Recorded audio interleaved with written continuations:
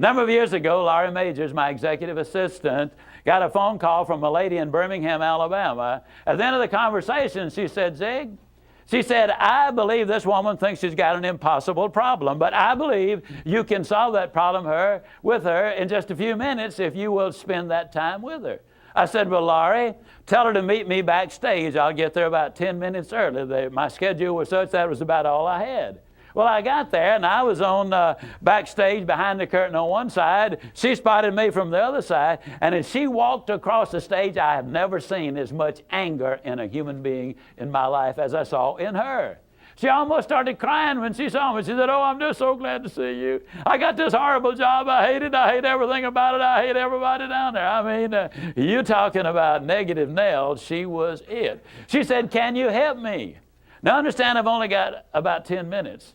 So I looked at her, and one thing I have learned, I don't do counseling, but I talk with a lot of people who do, in psychology, psychiatry, and the ministry. And they tell me that everybody who comes to you with a problem are not necessarily looking for a solution. I couldn't understand that for a long time. Why do they bring you a problem if they don't want to solve it?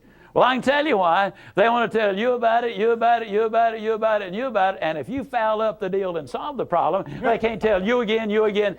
They want the attention that goes with the problem, and every company just about it has that kind of an individual. They want the attention that goes with griping and complaining. Well, I looked at the lady, and it wasn't unkindly, but firmly I said to her, yes, and you know, ma'am, I'm afraid your problem is about to get worse. She said, what do you mean? I said, I believe they're going to fire you. She was stunned. I couldn't have stunned her more if I'd hit her in the face with a bucket of ice water. She said, fire me? Why on earth would they fire me? The inflection in her voice clearly said, they're the bad guys, I'm the good guy. Why don't they fire them and keep me? Have you ever noticed that people who are the problem never recognize that they are? They're in complete denial. They think denial is just a river in Egypt. Why would they fire me? I said, ma'am, I don't believe there's a company in America big enough to contain this much poison in one small spot. Have you ever noticed that when somebody is about to lose something they've been complaining about, whether it's a car, a home, a mate, a job, or whatever, when all of a sudden it appears they're going to lose them, it takes on brand new value. She looked at me and said, well, what can I do? I said, do you really want to know? She said, yes, I do. That's the reason I came to see you. I came looking for help, but you sure haven't been any help so far. I said, well, ma'am, I've got an idea, and I will absolutely guarantee you it positively, definitely, absolutely will work if you will just do it. She said, I'll try anything within reason. I said, okay, when you get home tonight, all of your household tasks are complete. It's bedtime. Get off in a room right by yourself. Get a sheet of paper out, and at the top of it write, I like my job because. She interrupted me. She said, that'll be easy. I don't like nothing about that job. Don't like nothing about those people down there. And I said, well, just as a matter of curiosity, do you work there for benevolent reasons, or do they pay you for working there? She said, well, I got to confess, they pay me. And I said, and you don't like to be paid? Oh, she said, yes, I do. I said, okay, tell you what you do. Open your notebook right now. We'll start our list of the things you like about your job. They pay you for working there, and you do like it, don't you? She said, absolutely. But she just stood there. I said, no, open your notebook now, and we'll get busy on the list. She just stood there. I said, ma'am, let me tell you what my experience in life has been. I've discovered that in 100% of the cases, no exceptions, people who won't take step number one never take step number two. You see, she had come to me with an impossible dream. Her dream was that nice Mr. Ziegler was going to solve all of her problems, and she would live happily ever after. Well, folks, I got news for you. I can't solve her problems. I can't solve your problems. But I will give you some steps that I'll absolutely, definitely, and positively will work for you, as it worked eventually for her. I said, well, ma'am, let me tell you something. Unless you're willing to take step number one right now, it's been nice talking with you. She angrily opened her notebook. Before we got through, there were 22 things she liked about her job. Not only did they pay her for working there, they paid her above average.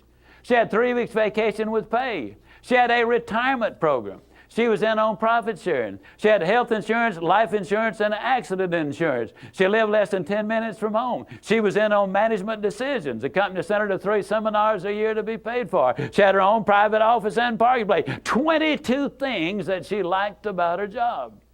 Now I said, ma'am, when you get home tonight, everything is finished. Get off in a room right by yourself. Close the doors, change one word from I like my job to I love my job. Get in front of that mirror, and folks, I cannot say this strongly enough, but I'm going to try. The eyes are the windows of the soul. Look yourself in the eye, and with excitement and enthusiasm, say, I love my job because they pay me for working there. I love my job because they pay me above average for working there. I love my job because I have a wonderful insurance program. I love my job before every one of the statements. You will sleep better that night. You see, there's something hidden in what I'm saying to you now. When she says, I like my job, she's really saying, I'm grateful for my job. And of all of the emotions we can have, according to Hans Selye, the #1 stress specialist in America, the healthiest of all human emotions is gratitude. I said, you go down that list. I like my job. I love my job, rather. That is a way of gratitude. You'll sleep better the first night. Tomorrow morning, when you get up, get back in front of the mirror just before you go to work. Get back in front of the mirror and repeat the process again with excitement and enthusiasm. I love my job because, and take the list with you. Because the reality is, you see, you will have started to change from a fault finder to a good finder. Some people do really find fault like there's a reward for it. They really do. Take the list with you, and you will be able to add to that list, absolutely guaranteed. Do this every morning and every night, and you will have an astonishing recovery from this advanced case of stinking thinking. Now, I didn't say that to her, but I'm saying it to you. That's what it was. It was an advanced case of stinking thinking. Well, 6 weeks later, I was back in Birmingham, Alabama. I was doing a follow-up sales seminar. Now, the lady was not in sales, but she had been listening to my tapes. She had been listening to Automobile University, and she had discovered that everybody sells. Everybody who will ever hear this is in selling. Whether you're a school teacher, a civil service worker, a military personnel, an executive secretary, it doesn't make any difference what you do, you sell every day of your life.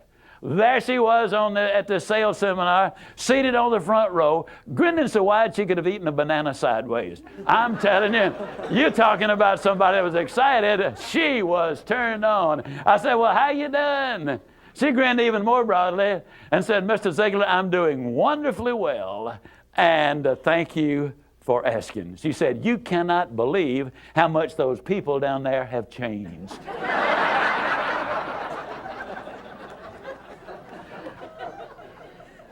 I got to lay it on the line, folks.